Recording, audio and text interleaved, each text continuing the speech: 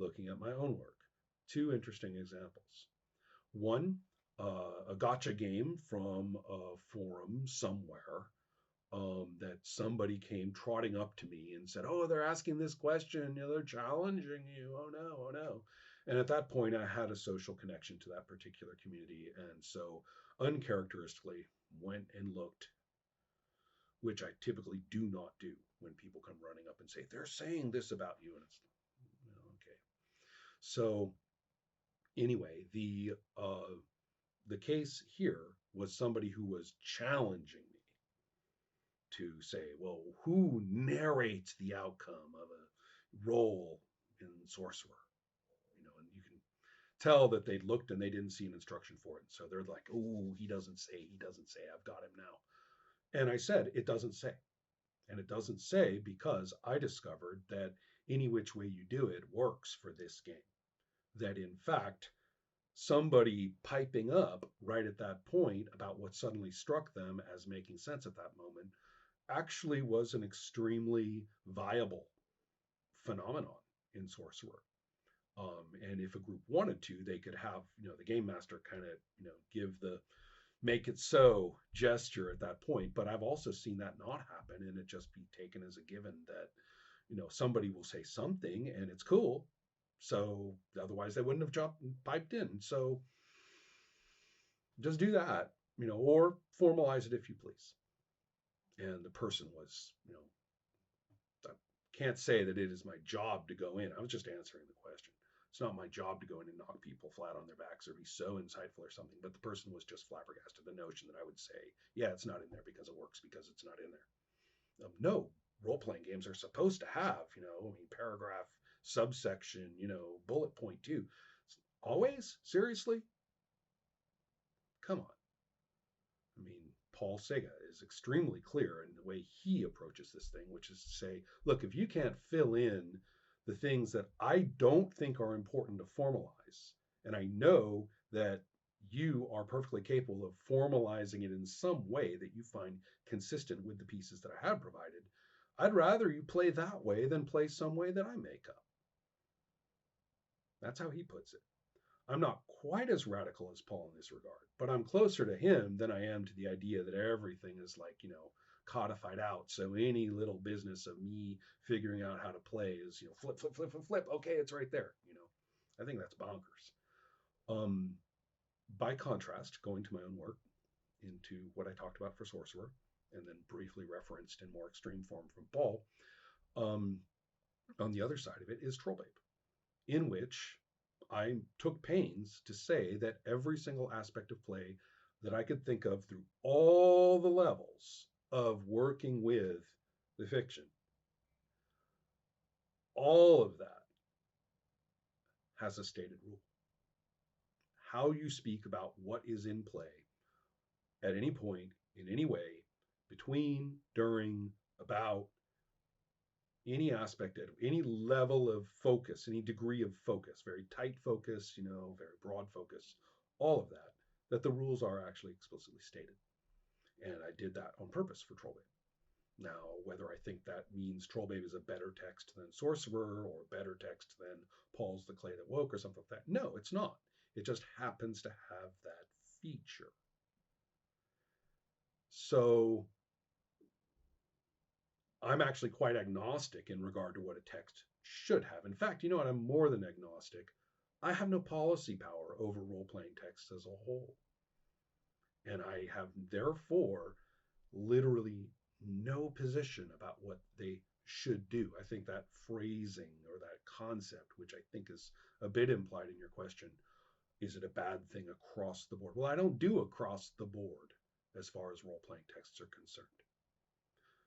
The only across the board that I'm talking about is the one I referenced before, is when we're talking about basically fibbing and, pissing in our faces and telling us it's raining, when that I do not particularly care for in a text of any kind. But if we're talking about how to present, working procedures, then you're not going to find from me 70% of the procedures or these procedures need to be explicit. And those can be flexible. You're not going to find any rubric of any sort coming from me. We'll take each text as it comes and take a look there. So with any luck, I have made some sense about that. Now, I did have some notes. Oh, yeah, I do. Remember the weeds? Yeah, we're in the weeds again. I have some notes about this question that I do want to run down quite quickly. They're in outline form, so maybe I can nail it and move on. One is something I talk about a lot in consulting, which is when a person is very concerned about text. And I tend to avoid that in consulting, right? Because I want to talk about play. But if they're very concerned about text, then what I tell them is this, that a text of this kind, conceivably, there are three purposes that are on people's minds as they produce these texts, purposes for communication. And one of them is to is explanatory. This is the maybe I should have started with the others and finished with this one, but one of the priorities is explanatory. You want to explain why it is the way it is. You want to compare with other things. You want to contextualize. You want to, say, well, if you do this for a long time, then this is going to start happening. That's why it's here. Explanatory. And then there's another, which is referential for procedures or information that you need during play. And the idea being that there should be a body of reference work in there, whether it's procedural or whether it's something for procedures, like something's hit points or whatever, so that there's reference. You would be playing along and nobody's expected to memorize all that crap. You should be able to go flip, flip, okay, unicorn does this. So explanation, reference, and then the one that is very important, which is the pedagogy of learning to do this game when you don't know how. Not necessarily don't know how to role play in general. That's actually a broader version of the same question. But for our purposes right now, I want to talk about, well, we're talking about people who have some notion of role playing, and this text is going to teach this game. That's not the same thing as the others. Pedagogy is not a big reference. Anybody who's taken a biology class knows what it's like to be trying to get pedagogy from the book when all it's doing is providing reference and explanation. An endemic problem with science textbooks, particularly introductory ones, and role-playing game texts often have exactly the same problem. They're trying to do all three at once, and they're trying to have some of those functions do the heavy lifting for one of the others, and it does not work. A truly good introductory biology textbook is not an encyclopedia. It is not a reference for when you do biology later and need to look something up. That's a completely different function. And the introductory biology textbook should be a different book. Take it from somebody who's been working with these publishers, who worked with them for 25 years, fought this fight, and sometimes won. So that's the first thing. If you're concerned with the clarity and the usability of a text, you decide which of those functions is primary, and you decide if there are aspects of the others, how they are easily derived from or related to the primary function and are understandable as the pedagogical function, or understandable as the explanatory function, for example. So some of us would prefer that a role-playing text be very pedagogical, and then its referential and its explanatory features support that. And that's what Sorcerer isn't, by the way, and what Trollbabe is. So the first thing then is to say which is actually the purpose of this text. The second is to say, once decided, then you have to say, well, completeness is impossible. What you want is operability. You want this thing to be usable. You want it to work, if at all possible, given somebody who's actually engaging with it. So you've taken this, and let's say it has one of those things as its primary function. That's been decided, and so good on you. Solved 90% of the problems out there just by doing that. Now What are the things that you really want to be done in a certain way regarding this particular game? And what are the things that you could look at and say, if you do those things, the first things, these others could be done in varying fashion. And, how you want to handle that is, I guess, any group, once they get those other things rolling, are simply going to fill those in, might even perceive them as the rules, which is very, very common when people do that. And what's the harm? And so table A, fills in the gaps differently from table B. They're both using the textually described and introduced and taught procedures, and each one plays a perfectly viable version of the game, rock. So I think that is my view of uh, is that a bad thing across the board? I've told you what I think the bad thing across the board is, and I will go secondarily and say even if the text isn't fibbing and messing with you and basically saying don't play control, um, a failure of text is often mixing up these functions. But given the authenticity of actually coming out of fun play, functioning play, that is play, coming out of that as what you're writing about, and then deciding independently of anything about the game itself, what your text is actually all about, what you're communicating of those things. Um,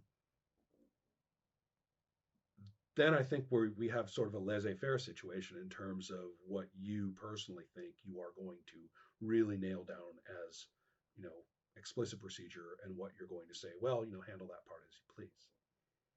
Sean has asked a question which appears unrelated to the previous two, but actually does have a historical interaction with it, and I'm really looking forward to whatever input people can add. So the question is, when did we see role-playing games, probably D&D, I guess, get acknowledged by music, if at all?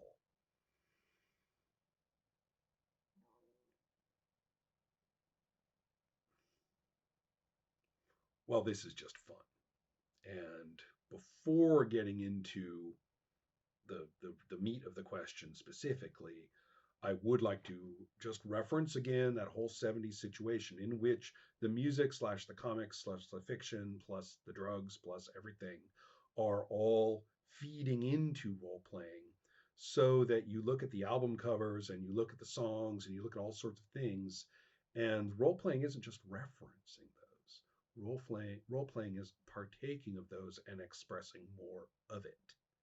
So there's something really cool going on with that, that it to me is just like the air I breathe. But that's preliminary to this, because Sean is talking about something much more specific, which is we're talking about when he says music, I'm going to focus on uh,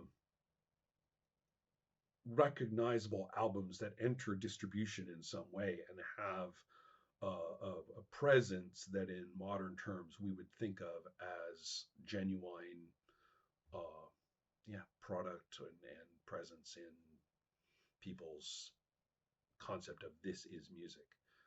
Maybe that's a little abstract, but anyway, so we're not going to talk about something that Gordon mentioned to me, because I talked to a bunch of people to help me understand this. Gordon mentioned to me that Filk has been talking about D&D, you know, it can be referenced as such going all the way back to 1979, and I'm certain that, it started immediately.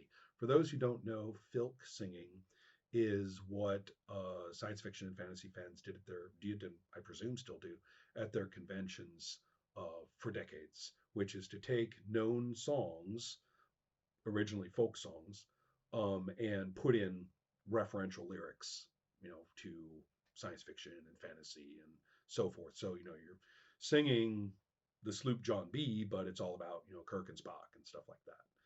And I have, for better or for worse, never participated in any such thing, haven't had a presence at science fiction and fantasy conventions, despite having attended Star Trek convention in 1975. But since then, no, not really. And I have not really been part of that element of fandom culture. But it's very, very vigorous, and there are thousands and thousands of songs. And if if your fingers want to do the walking, you will enter a galaxy of such content. So that's been going on the whole time. I don't know if people still do it or not, as I say.